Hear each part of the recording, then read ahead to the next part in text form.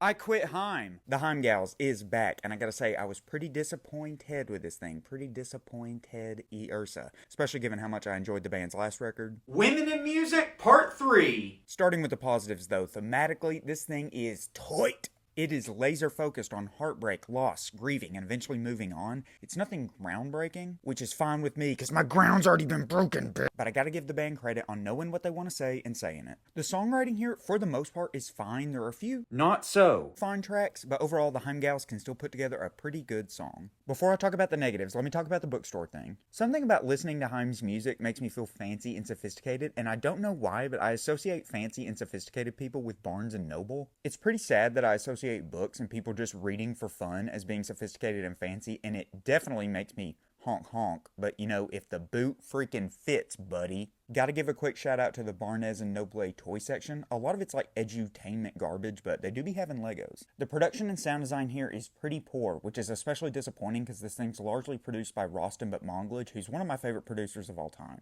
There are so many instruments and styles that come and go so fast, and are usually so heavily covered in what I found to be pretty goofy sounding effects, that it ends up nearly ruining what are otherwise pretty decent songs. I'll put some examples of this on screen. This record's not a flop, but could have been so much more.